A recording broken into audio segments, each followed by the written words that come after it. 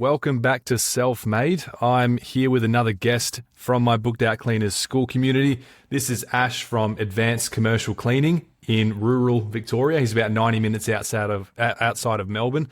He has absolutely smashed it in the last year and 9 months that he's been in business. So he hasn't been in business for very long, but he's approaching $500,000 in recurring revenue with just 24 clients, which is absolutely insane. So Ash, thanks very much for coming on the podcast today. It's great to have you. Could you just let us know, how did you get into this business and how did you find your way here today? Yeah, so thanks for having me on. Basically, I was just bartending, and the place that I was working at told me that they couldn't find a good cleaner, and that, you'd be good at cleaning, because I did good cleaning at the end of the bar shifts. And I found out how much money a cleaner could potentially get per hour. So I thought, I'll give it a go, and got my ABN. And just started doing shifts at this place. It was a good start, to be fair. Sort of part-time hours. I was obviously contracting, but I started off with that, and I was just learning to go how to clean on the fly. Didn't really know what I was doing at all, but just sort of took off from there. And so you were cleaning there, and I think you said on your third clean at this place, you were just like looking for cleaning related podcasts because now you had this idea to really you could make a business out of this. And then that's how you found out about Self Made, right? And then from there, you kind of found out about the school. So you were I think you were one of the first people inside the school when it launched, and it obviously came at a good time because that was right around the time you started. So how did you utilize what was in the school community to get things off the ground in the early stages? Yeah, so I didn't actually know how to do anything for myself when it came to business. So when I started listening to the podcasts, I found insane value. Every single podcast had really good value to me, and it almost felt like you were speaking directly to me. In each episode. It was really weird. Every time I needed something, your subject would be exactly what I was after. Brilliant. And then you mentioned the school, and I thought, if the school is half as good as what the podcast is, then I definitely want to go for it. And so jumped into the school, and I went straight to the how to start a business, because that's exactly where I was. I only had one I was almost just working as a job. I just owned my own job. It wasn't a business. I didn't know I had no proper logo. I had just a basic business name that was just an acronym. I had nothing, no business emails, didn't know how to set any of it up. So what I did was I just went straight through your course, and I just did one thing after another, and I just followed it, and I just set up my entire business through everything that you had out there. And I just used everything. I didn't go off and do my own stuff. I basically just followed everything that you'd said, from the Zoho Mail, set that up. You recommended doing, an admin, a contact, and a one with your own name on it. I did exactly that. It has worked perfectly. I still use all three to this day. So awesome. Yeah. Well, I'm glad you followed it to a T, because that's the easiest way to go about it. Just copy what's in there and just get cleaning and get clients as quick as possible. And that's basically how I started in the beginning, because it's the cheapest, easiest way to start. Like Zoho Mail, it's free. All the other things in the course, it's either free or very, very cheap. So yeah, it's cool that you're able to utilize that. But how quickly did things take off? So you had this pub that you were cleaning, which is, man, I don't know. I've never cleaned a pub, but I can imagine what that would be like. So you've obviously you've got tough guts to be able to do that. But so you had this client as your first one. How soon after that did you start to land more and more clients? It was definitely a slow burn at the start. I think it definitely came down to my confidence level. I was trying to learn as much as I could, but what was holding me back was I was spending a lot of time in the business cleaning. So then by the end of the day, I would sort of be pretty tired and not do as much as what I should have. Yeah, and they were pretty long shifts too, right? Like they'd be going until like midnight at the pub, maybe even after that. Yeah, and like the early morning ones were rough. And on a weekend, you'd get thrown extra work. So it was basically like a full-time job, long hours. So, but basically what I did was I reached out to people I knew in the community that either had businesses or they're new people that own businesses, and I actually got a couple of cleans out of that. And I just took the leap. I used your course for hiring, and I took the leap at hiring one person. I wasn't quite ready for it, and I had to go back in how much I was earning a fair bit to hire someone and give him a few days. But I finally took the leap after a little while. Once I'd done it, it was the best thing I ever did, because I realized I can make money without working. You finally get leverage, which is the awesome thing. And so you took 2 steps back to go 10 forward, basically. Yeah. And from there, after I finally did that, after months of just working myself, which I initially I thought that was really good, but then I decided I didn't want to scrub 16 toilets both Saturday and Sunday every morning for the rest of my life. After I did that, it just started to get faster and faster, because I started to focus more and more, and I started to reel back on my cleans more and more. And as I did that, I had more time to spend doing either marketing or hitting the streets. Yeah. It's a good point you raised there, because I think a lot of business owners get stuck in that cycle of like doing all the work and then not having enough time to focus on building the business, but they don't want to give up doing the work because they're obviously making money for their time. And a lot of folks that they're not willing to take those 2 steps back to go forward, and they don't have that long-term mindset. So I think that's one of those important shifts that you need to have early on, which is what you did. And so you were very intentional about going into a commercial cleaning business as well. I remember at the start, we got on a call and I just threw it out to you. I was like, oh, are you interested in doing residential at all? You're like, no, I'm pretty keen on just going with the commercial side. And so, yeah, you were very obviously intentional about that. Can you tell us why, what got you interested in the commercial side of the business, and what sort of businesses do you work with these days? What sort of clients do you have? Yeah. So, to answer the first part, the reason why I wanted to focus on commercial was the margins I felt were more, you could get a higher margin. So I only have 24 cleans, but my revenue is over 400,000 with only 24 cleans. So for me, the margins are huge. Whereas I was seeing on Facebook and all these other businesses for residential cleaners, it was all a race to the bottom.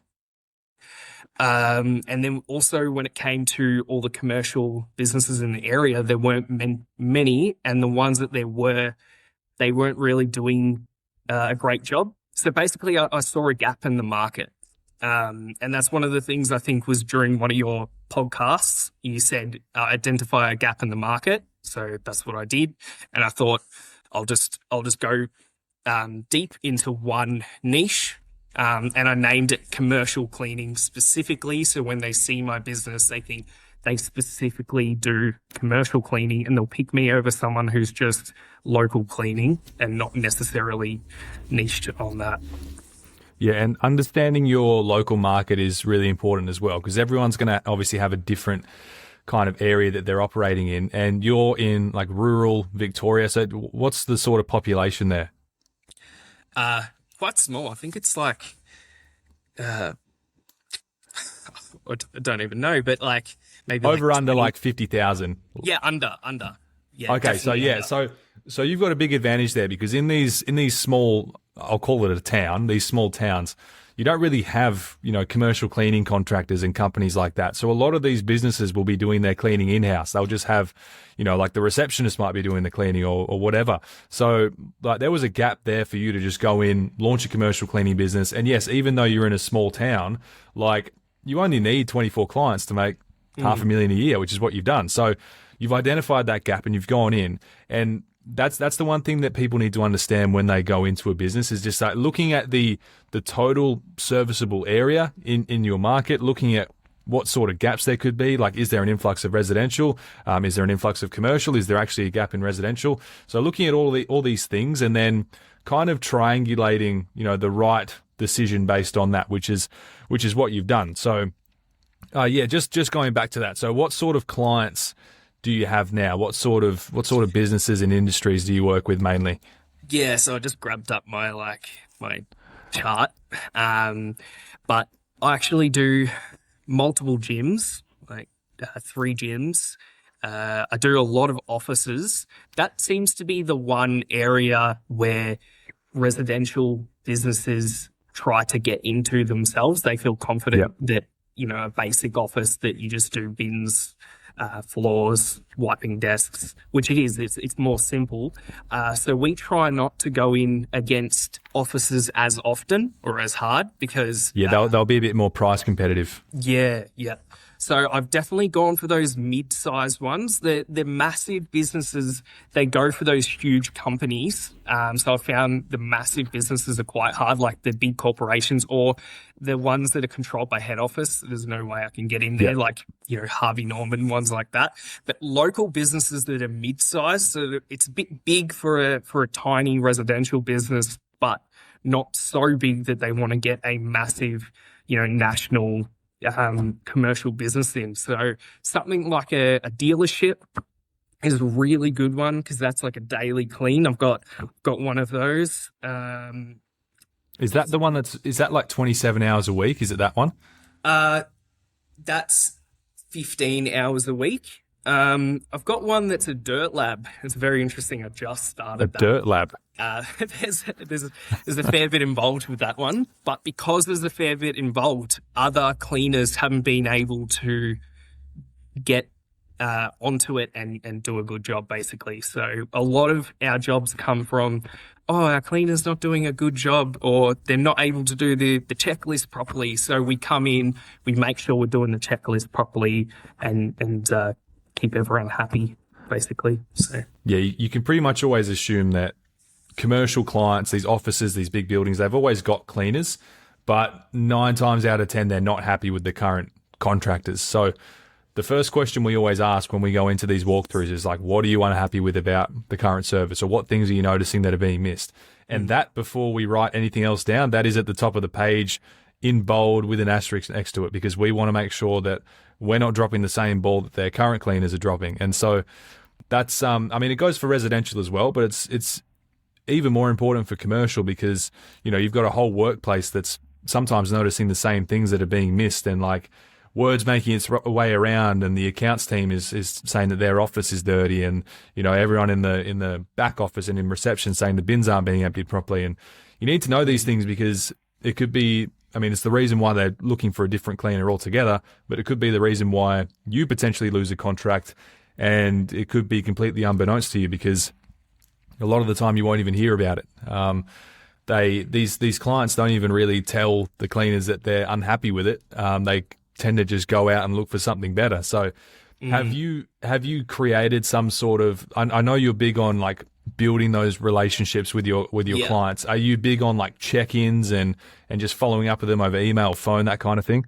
Yeah, I sort of have this philosophy, I guess, that all of my cleans, and look, I won't be able to do it forever. As I get bigger, I won't be able to look after all of them like this, but I try to almost, the point of contact, I try to almost have them like a friend, obviously on a professional level, but keeping up roughly with their lives, seeing how they're going, and make, just so we become part of the furniture, just making sure that also that the cleaner we choose to go to that place is the one that suits that clean perfectly. So we've got Sydney Tools and ARB, and they're two, rough as guts places with all men that work there. I've got a bloke who plays local footy. He's the one that goes there and does those cleans. He gets along with them so well, and they have banter and chat. And I always at least once a month, I'm talking to the store manager of both places, checking that he's happy with everything, checking that nothing can be added or changed.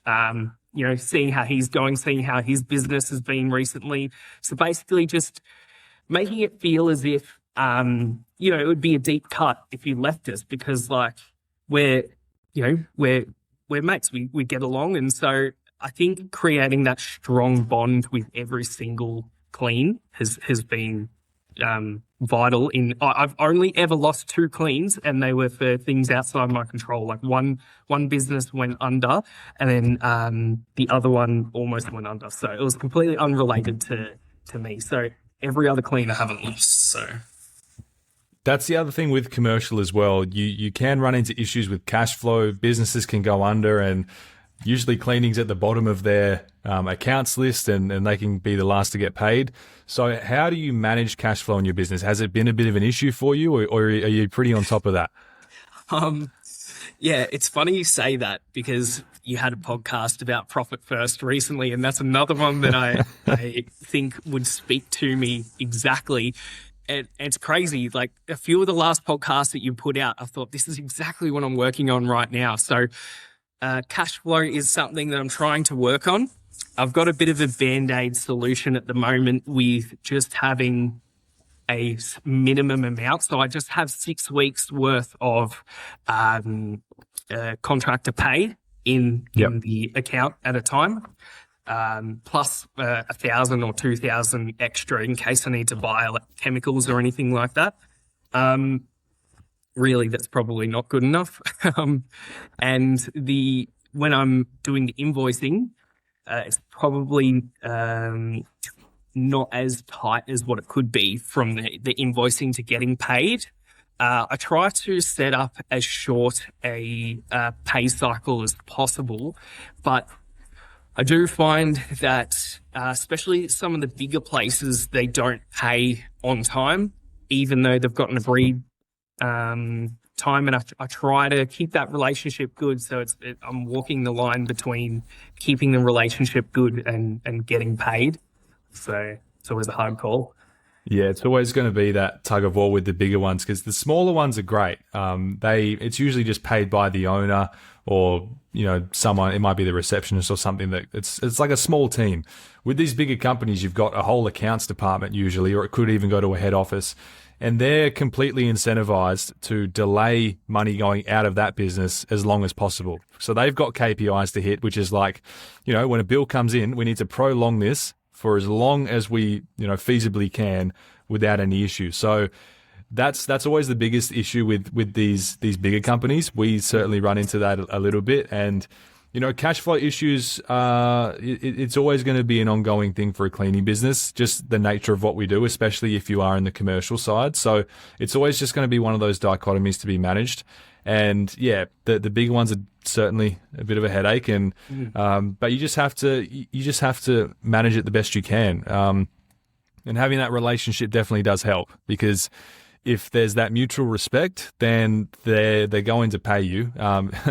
They're hopefully going to pay you on time. But I've heard of lots of stories where that sort of rapport and that relationship hasn't been established, and whatever happens, that business goes under, and that cleaning company was one of the last to get paid. It went into liquidation or administration, and they just never see that money. And it's because they didn't really have that two-way dialogue. It was just literally they're in there to clean, and there isn't really much of a relationship there. So that's why I always say as well, the commercial business is very relationship centric. And if you don't have strong rapport with the customers, you're kind of just leaving a gap where someone else can come in and take that away from you. Because I don't believe that it's going to be as strong of a client if you lack that, if that makes sense. Because contracts only get you so far. Anyone can weasel their way out of a contract if they want, but the best contract is vested interest. But on top of that, the best way to keep a client is literally just to have a good rapport with them. So all these little things that you're doing, and it's a two-way street as well, having the right cleaner fit for the business is not only good for the business, and they're going to appreciate that, but it also means that you're going to have a higher retention rate with staff, because if you send, like a young, pretty, introverted lady into a business full of guys that are pretty rowdy and whatnot, they might not stick around for long. So there's all these things you have to think about, and it's all people, it's all relationships. So I think it's good that you brought that up.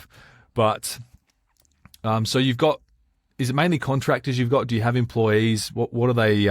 What's their basis at the moment? They're all contractors.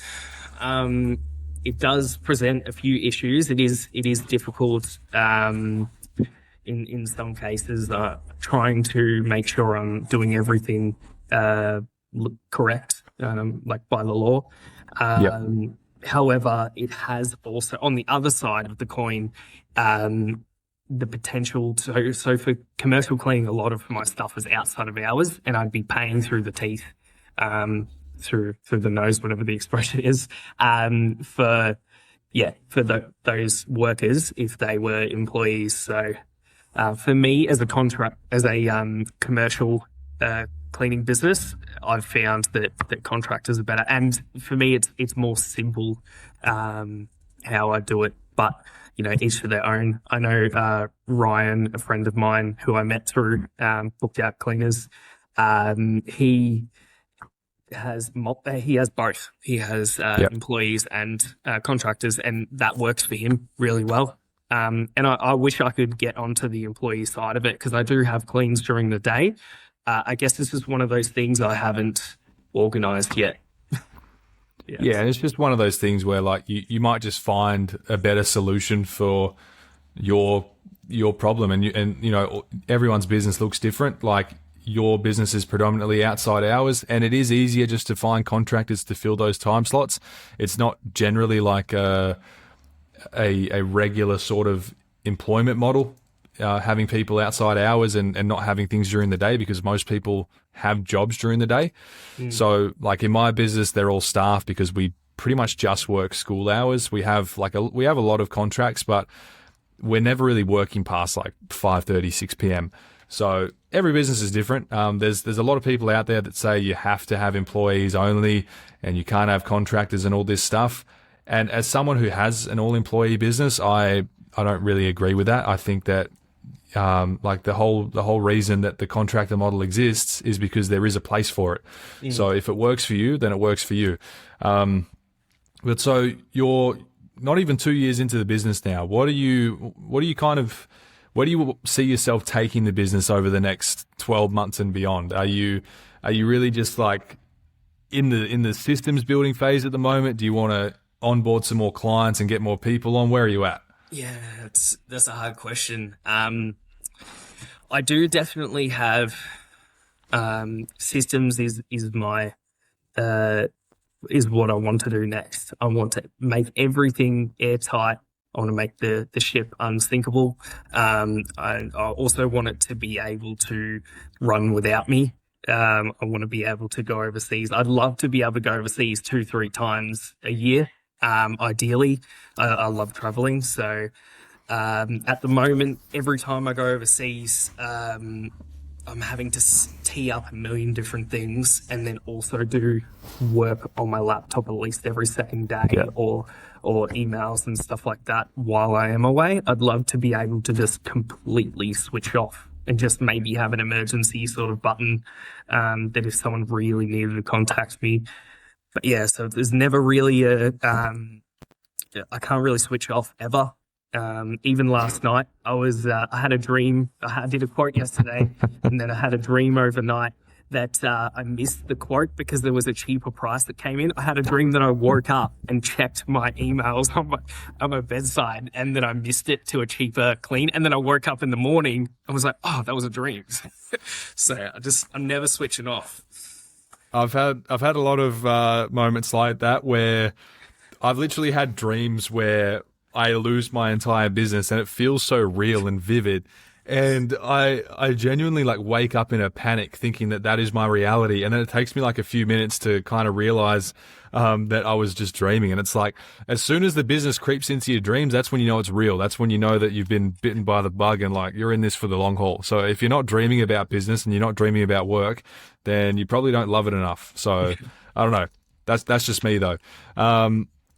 So what's your sales process like at the moment? How are you actually getting these clients? Is it, I know you're in a small town, so is it like a lot of word of mouth?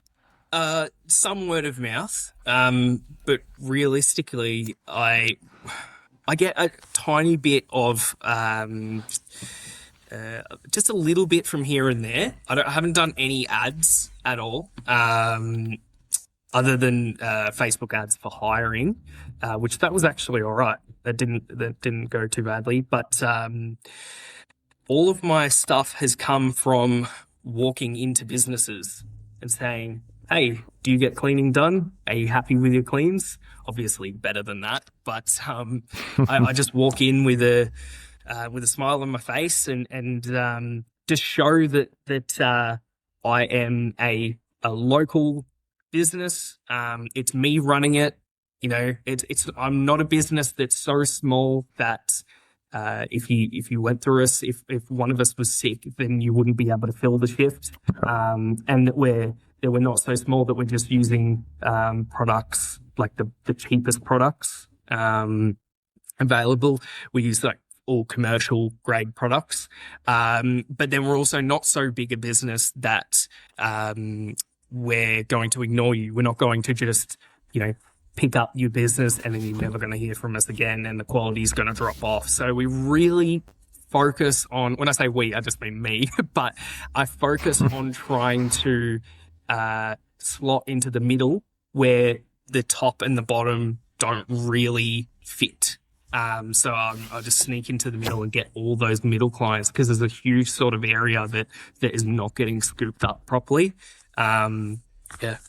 And I just walk in and see if they're happy with their cleans and, 50% of the time they're not happy with their cleans. And then I'm most of the way there to a quote. And I pretty much just say, hey, it'll only take me a few minutes. Would you be happy? Do you have 5 minutes to just walk around the place with me and I can give you a price on the spot? And yeah, people usually say yes. There's always someone there that can just walk you around. Like there's always, because we've done this a few times as well. Whenever Stacey's had like a free day, it's like go walk in the industrial area, go walk into some places, and there's always someone that's free to just show her around. Even if even if they are happy with their current cleaners, it's like, well, just walk us around. We'll give you a comparison quote, and we'll be out of your hair. Have you had any ones like that where they've had a cleaner and they're pretty happy, but you've just given them like a comparison quote? Yeah. We have a local luxury builder that I just got just recently. It was like 2 weeks ago it started.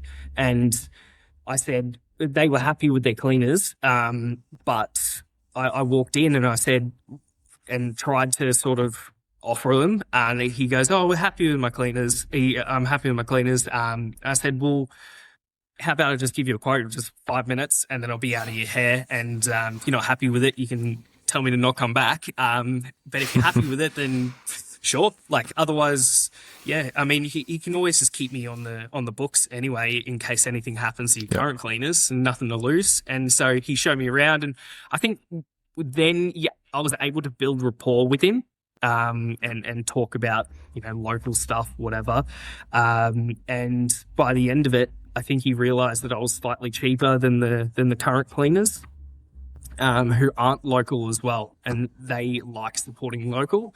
And so I got the job, and now he wants me to do 2 of his display homes in town. So beautiful. Yeah, it's just rolling on from there.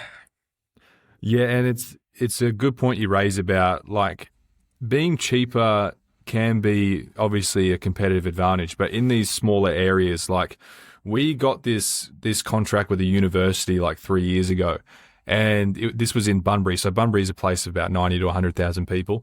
They are like a national university, and there's all this bureaucracy, and they went through a head office, and head office told them use this one contractor for all the sites across the country. But it meant that their cleaners at the time were coming from Perth, so it's like a one and a half hour drive. And so they were charging an arm and a leg to do this clean because they're also charging for travel. So we went in there and we quoted, and like we quoted a pretty decent price, like 75 an hour 3 years ago, which was, when the market rate's like 60. So we're still kind of above market rate, but we ended up being way cheaper than their current cleaners because they were charging all this travel to come in from a main city. And so we ended up getting that client. And it's like, it's one of those examples of like a good middle ground where like you found this market that is in need of someone like you, that's not too small. Like you said, if you're sick, their clean doesn't get done and they're kind of screwed. But you're not too big that, you're having to send people in from different cities and it's like a logistical nightmare, and the communication's lapsing and they have to go through like 3 people just to get an answer and stuff. So like there's a really good gap there, which you've been able to fill. And we've done a similar thing in Bunbury. And then I moved into Perth and I realized it's kind of like a different ball game here. So the strategy had to change, and that's sometimes what can happen. So like approach A might not work for everyone, but approach B might work for someone in an area like that. So it's really about understanding not only the area you're in, but also the types of clients that you aim to serve. So you've obviously got a very good understanding of the types of the types of people that you work with and your ideal customer avatar as well. So this approach of just walking into businesses, it's funny because you said at the start, like it's not like the most polished thing where you go in there and you have a script, but it doesn't have to be, because 99% of people just aren't doing that. They're not even playing that game. So you go in there and just show that you're willing to do it. And they, for the most part, like that's all it takes. You just have to go in there, say hello, have a friendly conversation, and you can win a lot of business doing that. So have you like really ramped that up recently? Has that been a recent development, or have you been doing that for a while? Look, I not really, not as much as I should have, but I have ramped it up in terms of I've done more than what I have. It doesn't take much at all. Like I got maybe 6 or 7 new cleans from 2 days of going out there for like 2.5 to 3 hours. It really doesn't take much. Yeah. Yeah, it's actually insane how much. Like I would get like a quote every 20 minutes to half an hour. I don't know. I just walk out of one into the next one, and I just go in and I would have a little stack of A5 flyers, but I'd hide them behind my back because I don't want to look like a salesperson. Yeah, you don't want to seem like a hawker. Yeah. Yeah. So I start a conversation and I chat with them and I get them to lower their guard, and then I sort of then I introduce who I am and stuff once they already think I seem okay, I guess, I hope. And then I might hand them something if they seem interested. Like I don't ever try to show them a clipboard or a folder or anything like that. I don't have any of that. I try to come off as casual as possible and not salesy as possible. Yeah, 100%. I love that you said that, because back when we first started doing this, Stacey, my manager in one of our locations, was like, "Oh, can you get up like this? Can you make some marketing material that I can go into these businesses with, like maybe a binder or even just some flyers and stuff?" And I'm like, "No, just go in there, just say hello, have a conversation with them, and just see what happens. Like, take some business cards if you want, just so they can have your number." She was like, "Really? Okay." So she went in there, and literally the first one she went into, she got a yes. And it all just came from like, walking in with a smile on your face, having a friendly chat with the receptionist or whoever it is. And as soon as you've got that rapport, you're in. Like a flyer doesn't matter at that point. Nothing else matters. All you need is just that initial dialogue, and you're off to the races. So 100%. Love that you said that. So obviously you're in a pretty good spot now. Like you have this proven way of getting clients that's gotten you to over $400K a year in recurring revenue with 24 clients, which is really, really good. And you're doing so well that you're not even really doing it anymore. You're like, well, I'm pretty good in this spot. So what are you working on at the moment? Is it like systems? Is it just refining the processes before you continue to scale? Yeah, that's exactly right. I've taken my foot off the pedal. Pretty much all of this happened. Let me have a look. So I got married and I was on my honeymoon for 6 weeks in sort of like April-ish. And I said while I was away, I said to my wife, when I get back, I'm going to lock in. That's going to be it. So at the time, I had 9 cleans in that first, over a year. And then from the 19th of the 5th till now, I've gotten from 9 to 24. I just walking the streets. Those 2 days I did together, I got a bunch, and then the other ones, and then just really actively not giving up, following up on the other leads I'd gotten from walking down the street over the other months. I actually just got 2. One was a 10-hour and one was a 15-hour. One of them was the Dirt Lab. They both came through less than 2 weeks ago because not hounding, but like super friendly, but hey, it's me again. I'm calling because you haven't told me not to call, and just wondering. Yeah, keep going until you get a no or a yes. Yeah, and they said yes. They eventually said yes, and they've been super happy with how we've done it. They're like, they're clean so much cleaner than our previous one, and you've organised the cupboard so nicely as well, and done all these extra things. So, I got heaps of cleans, but I sort of have gotten overwhelmed because I don't have systems in place. I've started all these cleans in such a short amount of time. In the last 3 weeks alone, I have 35 hours of new cleans that I've started. I've had to hire a bunch new contractors. I'm now up to it's either 11 or 12 contractors, and one's going through the sort of trial process at the moment. And so I'm doing a lot of these new cleans, trying to get them all efficient, and everyone knows what they're doing. And so once the dust settles, I'll be able to solely focus on the systems. That's what I really want to do. So then when I do scale, and focus more on marketing and going out there, walking the streets again, I'm able to do it much easier and faster and handle more leads at a time. Because I found if I had too many leads, I was starting to let them slip through the cracks. So at the moment, I'm just using a super basic Notion notes. I'm just using it as notes. I'm just using Google Sheets. I'm wanting some kind of system where I can just put in all these details, just more automated. Basically, is what I'm after to make it so much easier. Is what I'm trying to do. Yeah, well, I'll have to get you into Mastermind when it launches, because we'll be able to get you to $1 million in no time without all the stress.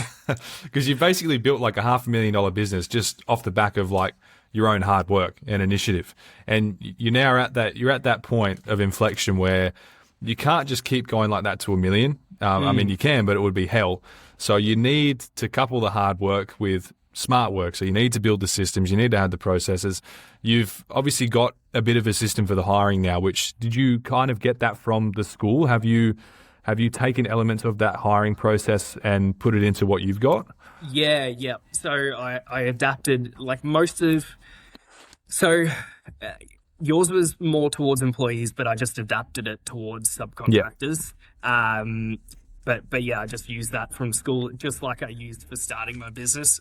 Whatever I needed, I just took it from your school, and I just filled in all the gaps in my knowledge. And I just used that to get to where I needed to be. So that's basically how I use the school now. Even though I feel mildly successful at an early stage, whenever I need anything, I just go back to the school, and it's just there. It's just sitting in the classroom. I just go to the category. I just go to whatever I need. I don't have to try and look it up, online or anything. This is in school, and I just use it, and I'll watch the course, and then cool, that's what I do, and then I go back to what I'm doing. So yeah, and you'll be able to copy and paste things, and eventually you'll just make it your own, and over time you'll make little refinements to it, as I'm sure you've done. You'll tweak things, and you'll be like, oh, this works a bit better than how I initially had it set up. And after each new person you onboard and hire, things will just change, and eventually it just evolves into something that is completely your own creation. So have there been any changes that you made to your processes based on issues that came up or mistakes you made along the way? Or have you found like things that worked really well, like going to Facebook to find contractors? What are some of the key takeaways that you've had along that journey? It's going to sound really weird, and probably different from what other people say, but hiring through people that you know has actually been amazing for me. Everyone else says don't hire people you know or friends of friends or anything like that. For me, they've been all my best workers. The people that I don't know have been the people that don't feel obligated not to treat me badly, I guess, or not care. The people that are friends of friends who have hired. I have, I think it's 4 girls that work for me, and they're all friends, and they all, do extra shifts whenever I need it. They all, they cover each other's shifts. They message and let me know, oh, hey, I can't do this shift. Is it okay if this person does it? I've already organized it for you. Like, they do everything possible. They extra shifts whenever. That's been really good for me. However, the times that I've hired people that I don't know at all, the 2 of the times, they've both been the people that just haven't cared for me, that's just my personal experience. One I had to let go and the other one left anyway. But they just didn't sort of like respect me because they hadn't heard of me already in a positive light, if that makes sense. I do kind of share that opinion as well. I think it is a bit of a controversial opinion because people say, don't go into business with your friends and family, don't hire friends and family. I think that's true if you lack, like systems, proper systems and structure in a business. Like that's going to separate you from the friend, and give that, because otherwise you're just kind of winging it. And as soon as there's any sort of problem, like you don't really have any framework to go back to or any sort of due process. It's really just like your intuition, and things can get hairy there. But also, like, I think if you completely flip it the other way, like hiring friends and family can be a massive inherent benefit because, like you said, they know you, they like you, they respect you. So they're actually going to go out of their way to, serve the business better, and they're going to cover shifts, and they're really going to go above and beyond because there is that culture established where you are friends and you have respect for each other, and it's not just some random cleaning business that you don't care about. So I think there is actually a very big advantage there if you can set it up right, which it sounds like you have.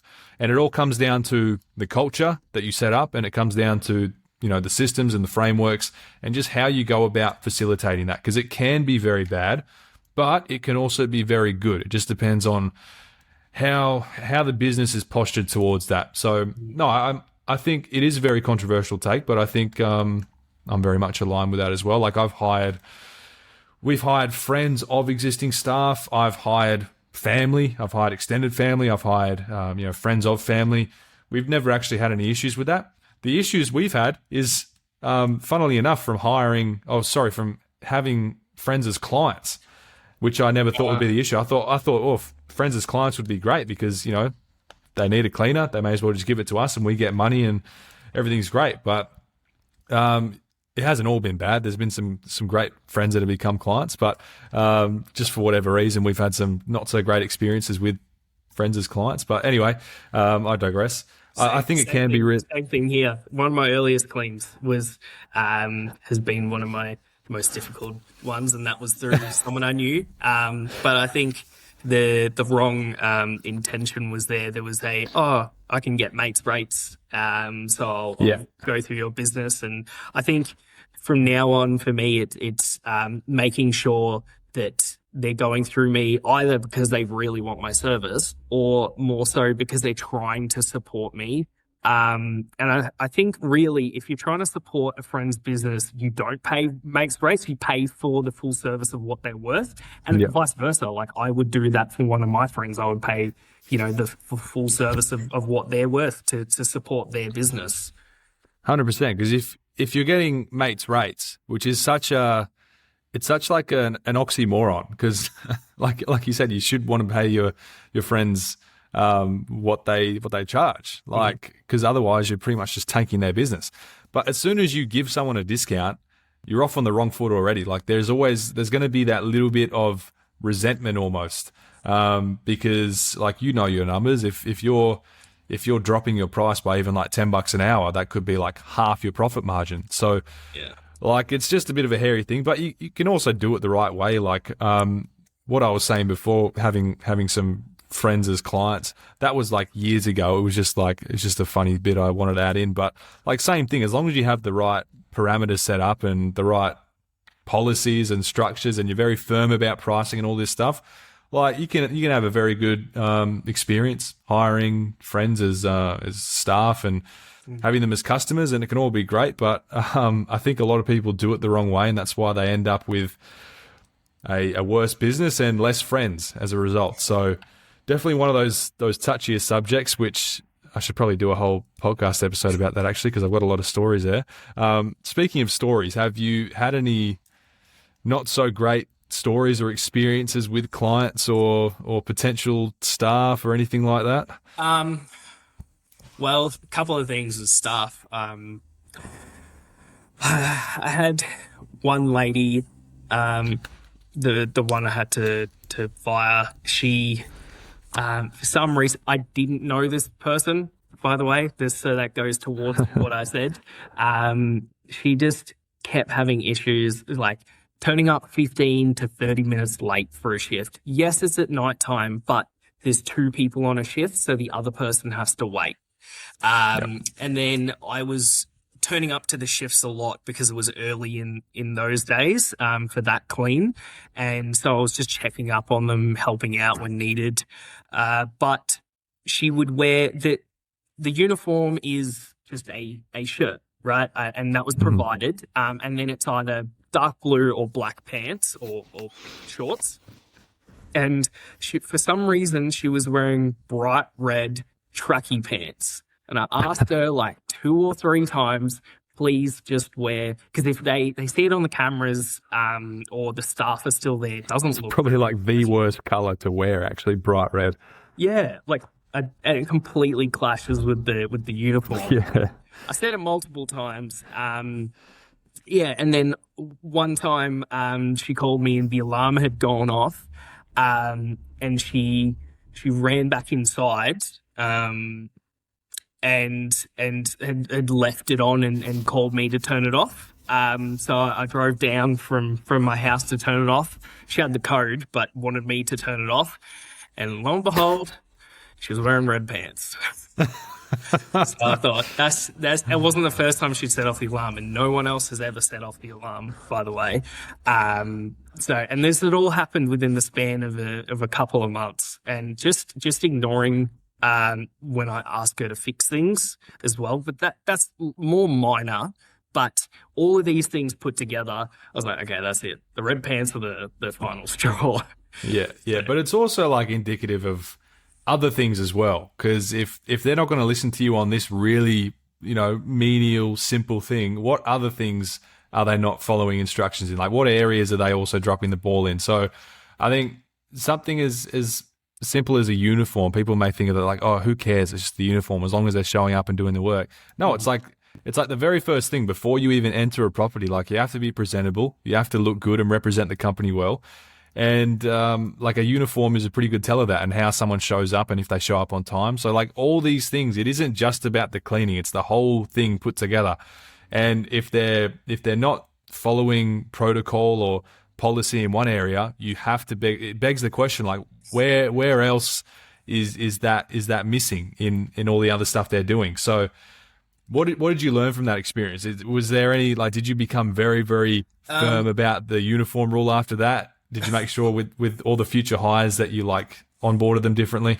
Yeah, like what you said, like from the indication that you get of the not respecting, and it's the it's just the attitude. And a manager taught me back when I worked at McDonald's when I was 15. He said he doesn't care how good you are at what you do, as long as you've got the right attitude. You can you can teach skill, but you can't teach attitude. So I sort of started working more on that and going, okay, do these people have good attitude? So I was picking people to as subcontractors, even if they had less knowledge to others, that when I was doing the hiring process, because I picked based on how much they cared about doing a good job from trial shifts and things like that.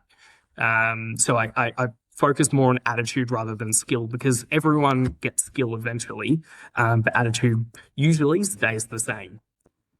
Yeah, that's funny. You're like the third or fourth person so far that's like worked at Macca's and had some sort of story that they could weave into the business journey from working at Macca's. So I think Macca's is like that pipeline of Macca's employees going on to do successful cleaning businesses. That needs to be studied. But that was a big shift for me as well. Like my hiring philosophy changed to hire on attitude, train on skill, not the other way around. Because I used to back in the early days, I would look at a resume, I'd see cleaning on there, I'd be like, okay, great. They know how to clean, they've got experience, they're going to be the perfect fit. And so I tried again and again to hire these people who had experience, and like, sure, some of them could clean, but I was running into so many issues with like personality clashes and them not respecting me and my policies and all these things. And it was like this massive, the culture was just all over the place. And I didn't know at the time, like I couldn't really articulate what was happening. I didn't know what the issue was. And it wasn't until I just like shifted my whole mindset around hiring to culture first, attitude first, and personality, and then like adding more hoops to jump through in the initial stages, like the interview, the screening, the trial, the extended training, all these things. It's just giving you a bigger window of opportunity to see how these people integrate before you actually hire them and bring them onto the team full time. So, and like you're in the school, so you see me talking about this in Q&As, and you've seen courses where like I talk about my training process, and it's very much just centered around values and attitude and all these things. And the cleaning is like the last thing that we even worry about.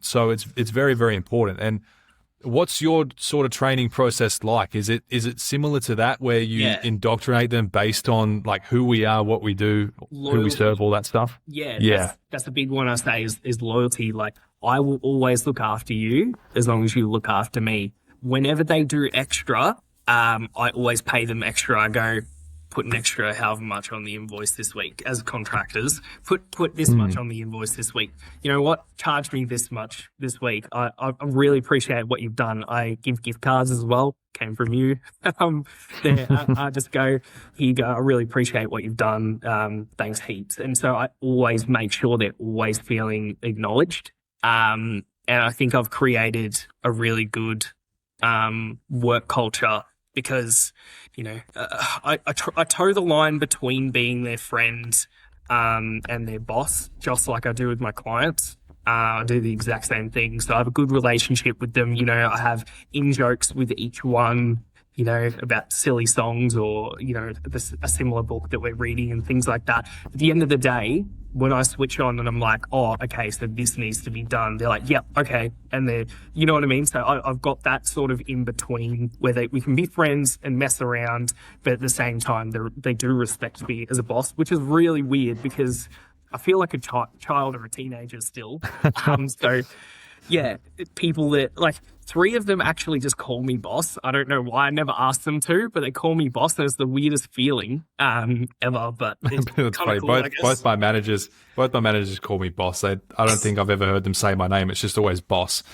But it's pretty funny. So yeah, no, like absolutely, it's important to have that relationship with your employees, and you don't obviously want to lean too far into being a friend, but you don't want to go too far the other way and just be a boss.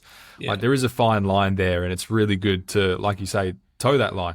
Now, a big question for you now, like a deep question. Obviously you've changed as a person throughout the last like 2 years of running the business, or less than 2 years. Did you have experience in managing people before this? And if not, how has this experience shaped you as a person and as a leader? I had minor experience, I guess you could say, as like a crew trainer when I was as like a shift lead, I guess, when I was at Macca's. So, you know, teaching people and stuff like that. It's not really other than that. So that's why it feels so almost wrong. Almost like uncomfortable. Yeah. Yeah, it feels very weird. But I've just been, rolling with the punches. Nothing has gone detrimentally wrong so far in my business, just waiting for it. Honestly, like I spend my days I'm like, something's going to happen that I don't know about. I try my best to make sure I have, all my T's crossed and my I's dotted, but something big will happen, some big bang. But yeah, I try my best to cover as many things as possible. I guess that's just part of business, is being a little bit stressed all the time, as well as juggling all the little things that I'm currently doing. So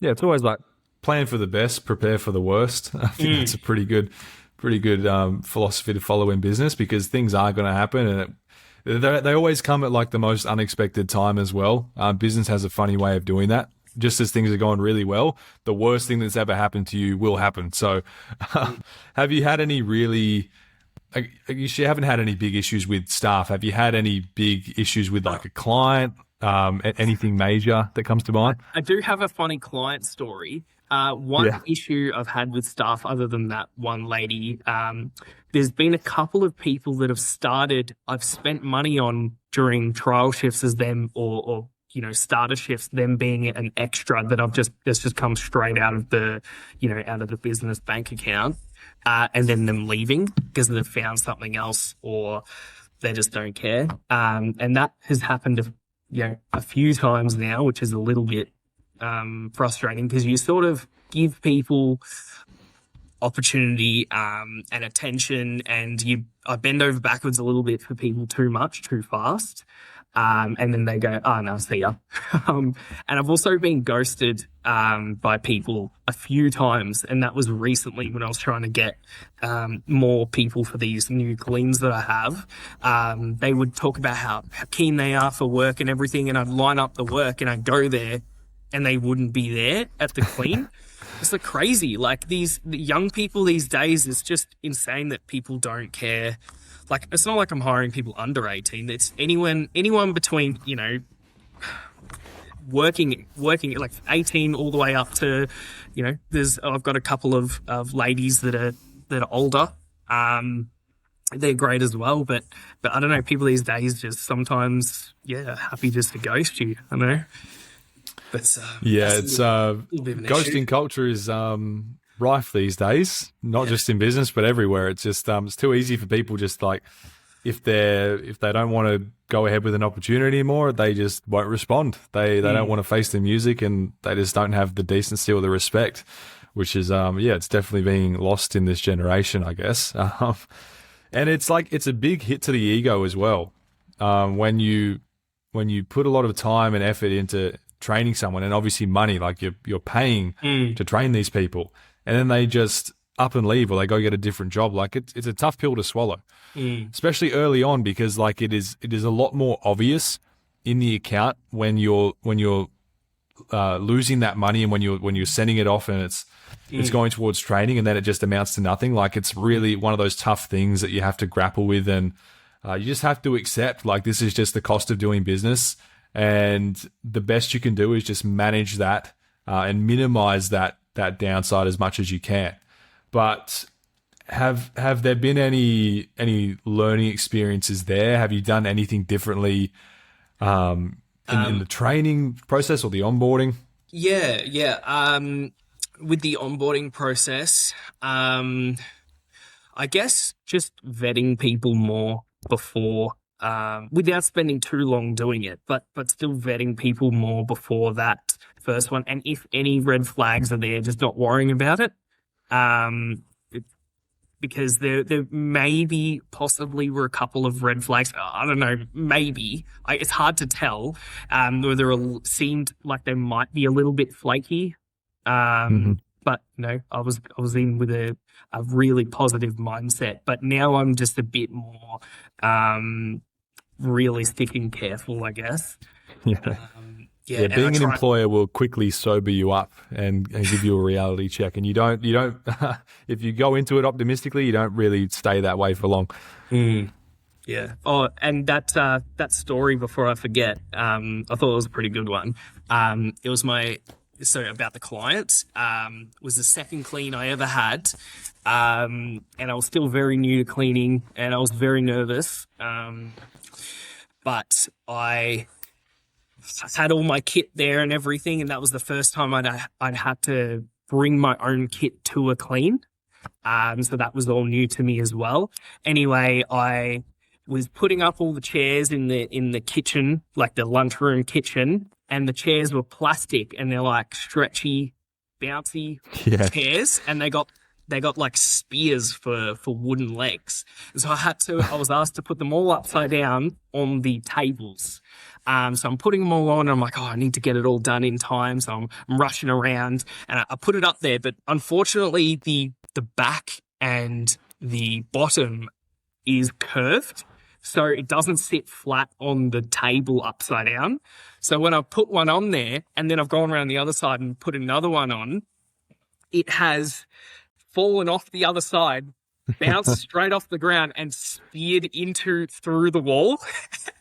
It's a massive hole in the wall, and it's the chairs is sticking off the ground just into the wall. I was freaking out. So I took photos, I took it down, and looked up like, how do I fix like hole in wall from like, yeah. And who's designing these chairs? Is it Lockheed Martin or something? These sound like weapons. Yeah. But luckily he said, there's no cameras in this room. This was the next day. He goes, I really appreciate you being honest about it. So, there was something to be learned from it. Well, there isn't really a way out of that if there's a hole in the wall. Like, you've kind of got to address that head on. He could have not said anything in it. It could have been one of the staff or something like that, because there's no cameras in there. And I go, no, of course not. I wouldn't do that. And he goes, look, I really, really, really appreciate you telling me the truth. And that actually means that I can trust you, if there's anything to in the future, because, I've got the place when it's empty. So, there's duct tape over that. There's still duct tape over on it, like a year and a half later. But yeah, so. No, that's a good point, actually. Like, in these, like, that's, whatever way you look at it, it can either be like the worst thing that's happened, or it can actually be a pretty good thing. Because on one hand, you put a hole in someone's wall, and that's inherently bad, but you've dealt with it well, and you've confronted it head on, and you've been open and honest about it, and that's obviously built trust and rapport with the customer, which is like invaluable. And I mean, we've had a lot of things like that. We one of our cleaners spilled bleach on someone's mink carpet, and it was like a tiny little blotch of bleach, and it stained it like like a thumbprint sized stain, and you can easily just kind of you can just ignore that and hope that they don't notice, or they could just notice it weeks later and they'll think it's something else. But we told the client straight away. We ended up having to replace all the carpet on the upstairs floor, including all the carpet on the staircases leading up to the second floor, because it was all the same carpet, and it couldn't be like a patch job. So it was like $5,500 through insurance, I think. But the client was so grateful that we actually told her, and we were so forthcoming about it. And she's gone on to refer us like so much work. I think she's probably our biggest referee of work. And so we've probably made like, $200K off of the business she's given us. And so it like planted that seed of just trust from that point on. And obviously that's led her to trust us with her friends and family. And, if someone's got $5,500 mink carpet, you can be sure they've got some pretty good friends to refer you. So, there's been a lot of times like that. And, I think that shows as well, like, how low the bar is these days. Like, people are just expecting to get screwed over, and they're like, oh, this guy put a hole in my wall and he actually told me about it. Wow. Like, it's that's how low the bar is. And especially in cleaning, the bar is already significantly lower in cleaning. And so if you just go in and do like the bare minimum job, a lot of the time they're going to come back and be like, oh my God, this is like the best clean we've ever had. This is like insane. We want to keep you forever.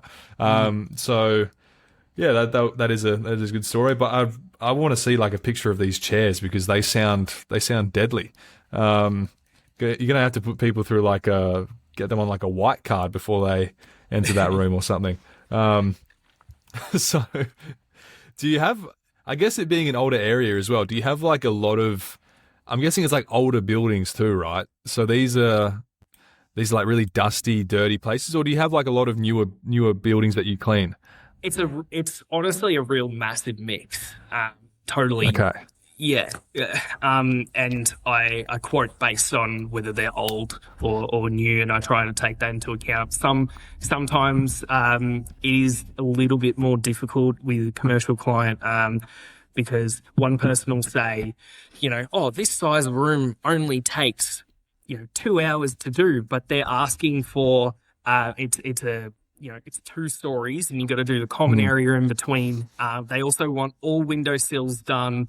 They want you to go behind all of the computers, not just do a basic wipe down. They want you to go and move everything out of the way on every single desk. It sounds like normal, right? But they actually want you to move all the paperwork and stuff. And sometimes it can add up, like plus other jobs and things like that.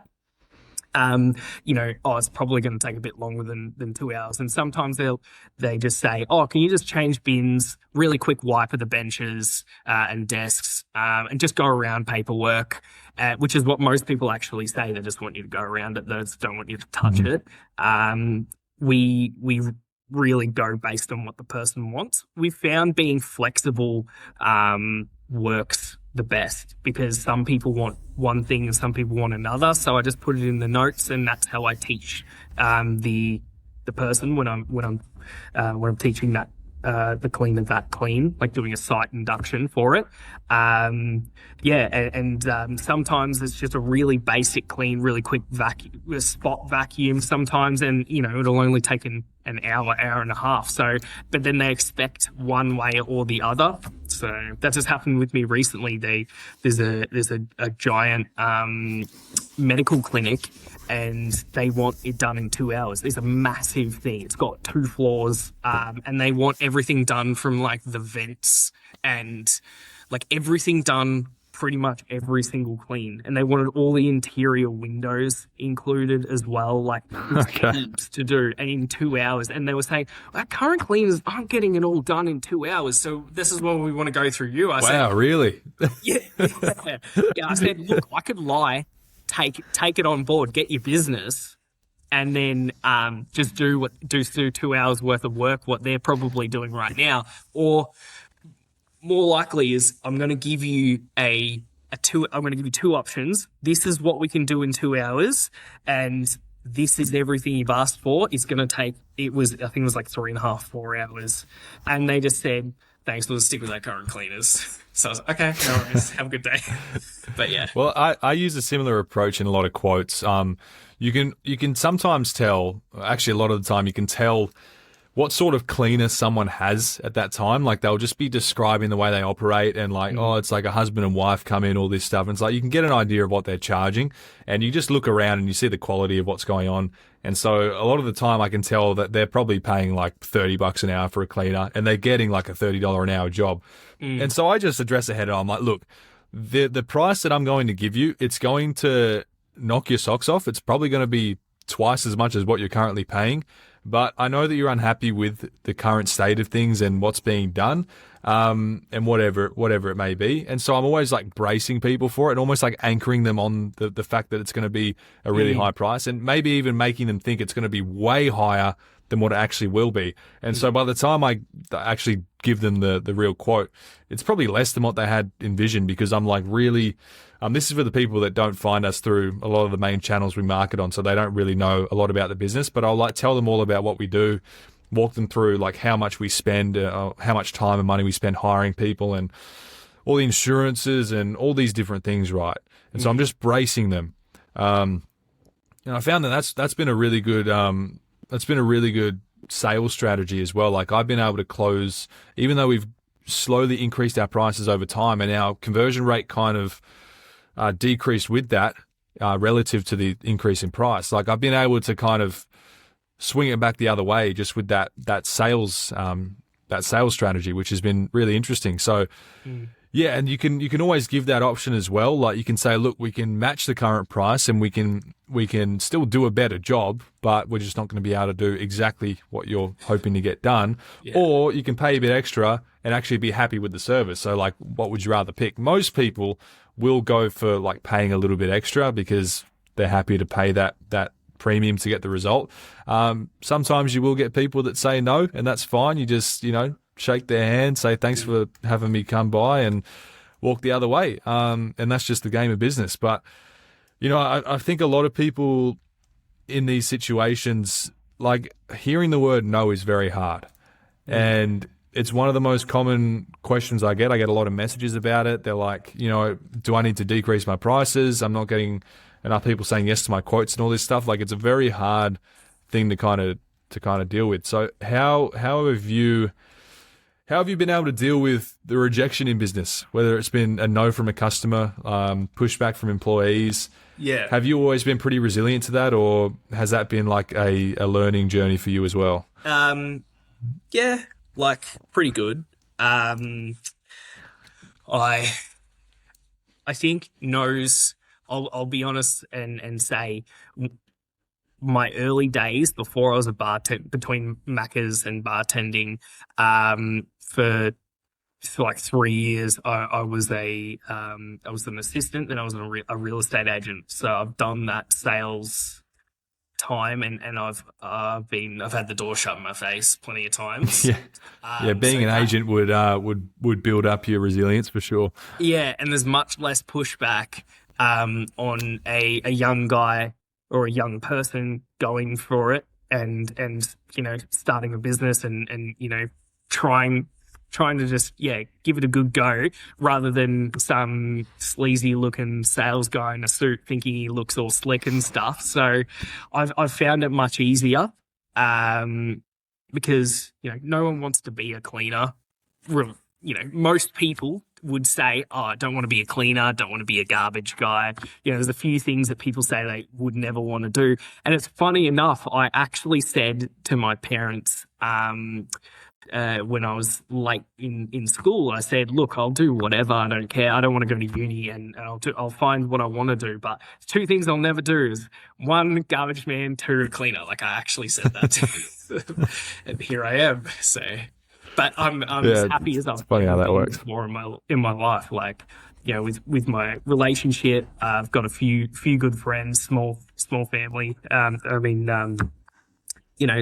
got my close family and stuff like that, and I've just now bought like my dream home because of my business. So like my life is as good as possible. I'm back into sport now because I have enough time, because I'm off the tools from cleaning now. So I've gotten back into indoor soccer and futsal and stuff like that because of that.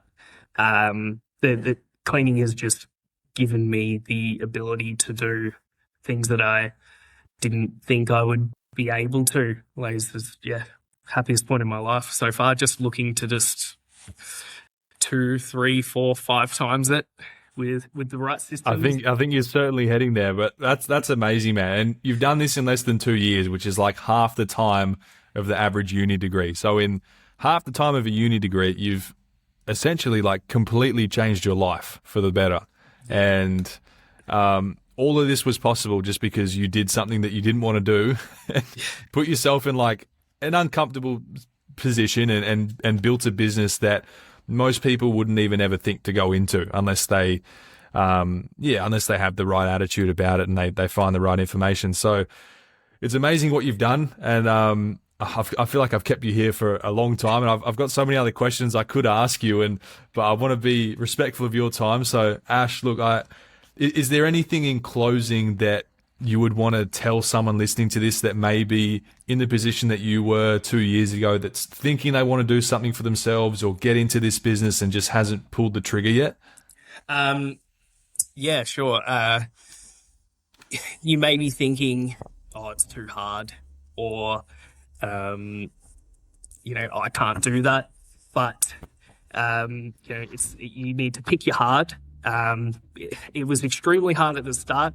I'll admit, there were times where I was just like crying in the shower, doing things were really going wrong. and I didn't think it was going to work, like only 6 months in. But, you know, I pushed through it, and, you know, I did have my wife to, you know, support me, all the way through it. But, you know, just pushing through the crappy times that where you don't have anything, where you feel like it's not working at all, because eventually you will push through, and all of a sudden it's awesome. Like, it just happens all of a sudden.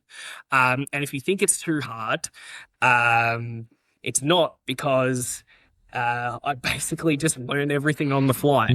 I don't know how to do something, so I just go head in first to it, and I go, oh, well, now I have to learn how to swim. Like, I just jump straight in. I go, okay, no, I guess now I have to figure it out. That's basically how I train my management team. I'm like, oh, you want to learn how to do what I do? All right, well, manage the business. I'm going to go to Spain for 2 weeks. See ya. That's pretty much my whole philosophy. Like, throw people in the deep end. See, you know, just assume they can swim, and then see how well they swim. And then, you know, you can come back with the life raft or whatever and help them out. And, but eventually you chuck them in enough times, like, they're going to get pretty damn good at swimming. So, yeah, I think that's pretty sound advice. I think it's pretty blunt advice, but it's like, it's what people need to hear. Business is hard. Like, it is one of the hardest things you'll ever have to do, but it's also, like, equally, if not more so, the most rewarding thing that you can ever do. And I mean, this guy right here is proof of that. You've changed your life in less than 2 years, and you're doing amazing things, and you're going to continue to do amazing things. I'm sure the business will be at $1 million this time next year, which is insane. It took me about 3 years to get to $1 million. So if you can beat my run rate, then hats off to you. But Is that a challenge? look, I'm more than happy for you to take that challenge and show me up. But yeah, man, it's awesome what you've done. I can't believe that you've built a nearly $500,000 business in a year and 9 months with 24 clients, albeit, like, no disrespect, you're in the middle of nowhere. Like, you're in the sticks, and you've built this massive business, wildly successful business, in a place with a population of, like, you know, 6 people and a dog. So, Ash, you've done incredible. I want to thank you again for your time. I think this episode has been really valuable, and people are going to get a lot out of this. But yeah, you're smashing it, man. Thanks so much for coming on and talking with us. Is there anything else that you want to say in closing to anyone? Thank you heaps. Really appreciate, like, everything you've done. Like, obviously without you, it's pretty obvious, without you, and, like, finding the podcast initially, and pretty much every episode of everything you've had in it has been so valuable. And then I'm so glad I decided to go into the school, because if I chose not to, you know, dive into it, then I wouldn't have learnt how to create a business, and I wouldn't be where I am now. So the fact that I was on the fence, and I was like, oh, okay, yeah, I'll do it. And the fact that I did just go and do it, and got into the school and just, yeah, got all that stuff is why I am where I am. So I just want to say thanks. Well, my pleasure, man. I really appreciate the kind words. And anyone listening, take Ash's advice. You can be like him in a year and 9 months. You can have a $400,000 a year business if you just get off the fence, do the work, and seek out the right information. So the relaunch of the program will be around the corner. It's not going to be booked out cleaners, but it will essentially be the same thing, but better. So Ash, thanks again for coming. You're a legend. You're smashing it. Very keen to see what you can do with this business in the next year and 9 months. So I'm sure we'll catch up again on the podcast when you're at $1 million. Won't be too long, but thanks again, mate, and see ya.